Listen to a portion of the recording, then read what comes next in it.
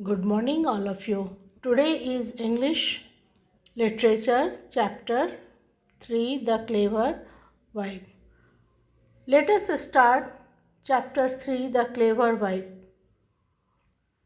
This is a story about a lazy man whose wife taught him an important lesson. Long ago, there lived a lazy man. He never wanted to work and was always looking for an easy way to get food. One day, as he was passing by a temple, he saw a mango tree full of juicy mangoes. He climbed up on the compound wall of the temple to steal the mangoes. एक lazy man था, वो कोई भी work नहीं करता था और हमेशा आसान वे खोजता था ताकि उसे फूड मिल जाए।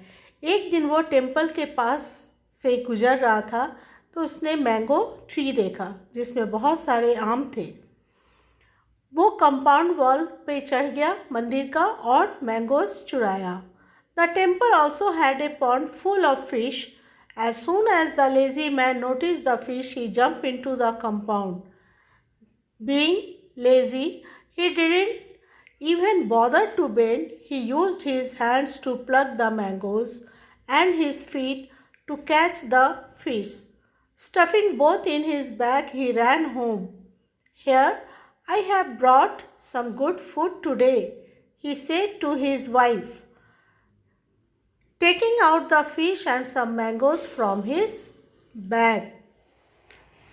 जैसे ही वो कंपाउंड से नीचे उतरा, उसने मंदिर में ही एक फिश से भरा तालाब देखा।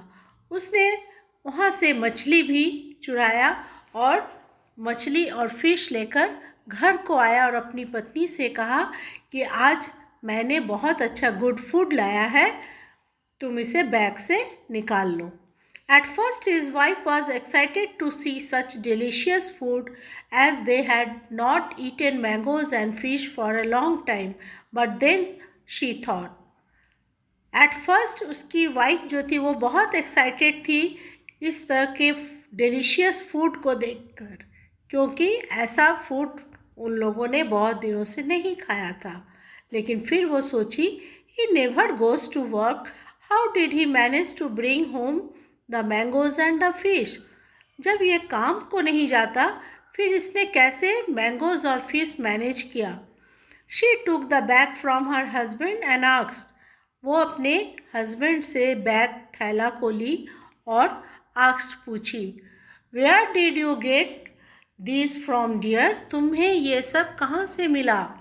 The husband said with pride, I stole them from the temple compound. The wife was shocked to hear this. Earlier my husband was lazy, now he has become a thief too. How shameful, she thought. Husband ने बहुत गर्व से कहा कि मैं temple compound से fish और mango चुराया हूँ। वाइफ सुनकर बहुत शॉक्ड थी। वो सोचने लगी, पहले तो मेरा हस्बैंड लेजी था और अब वो एक थीप भी बन गया है। कितनी शर्म की बात है। So the clever wife decided to teach her lazy husband a lesson. She pretended to be happy and said, Good that you stole from the temple compound. There are plenty of mangoes and fish there. I will prepare a delicious feast today. Go and take a bath in the meantime. Clever wife ने decide की कि अपने पति को, husband को वो अच्छा सबक सिखाएगी। उसने खुश होने का नाटक किया और कहा, अच्छा तुमने इसे टेम्पल कंपाउंड से चुराया है, वहाँ तो बहुत सारे मैंगोज एंड फिश है। मैं तुम्हारे लिए डिलीशियस फूड तैयार करती हूँ और इस बीच तुम जाकर नहा लो। With happy thoughts of the feast, the man went to take a bath while his wife went into the kitchen to cook the fish. As she prepared the meal, its mouth-watering aroma spread in the entire house. अच्छा सोचते हुए उसके पति जो थे वो नहाने चला गया और इस बीच उसकी पत्नी किचन में फिश बनाने चली गई। जैसे ही उसने मील को प्रिपेयर किया, पूरे घर में अरोमा यानी प्लेजेंट स्मेल पूरे घर एंटायर हाउस स्मेल करने लगा। I can't resist the temptation, thought the lazy man, finishing his bath quickly, his mouth began to water. Come quickly dear, called out his wife, the food is almost ready. Man वो सोचने लगा, मैं अपने आप को रोक नहीं सकता। मैं जल्दी जल्दी नहाकर वो बाहर निकला। उसका मुंह में पानी भर आया था। इसी बीच उसकी पत्नी ने कहा, फूड ऑलमोस्ट तैयार है, जल्दी आओ। Just as she heard her husband's footstep, she quickly untied her hair, picked up the pan of fish in her hand and stood up. जैसे ही उसने अपने पति के आने के पैरों की आवाज़ सुनी, उसने अपने बाल को खोल दिए और एक हाथ में फिश का पैन को ले ली और खड़ी हो गई।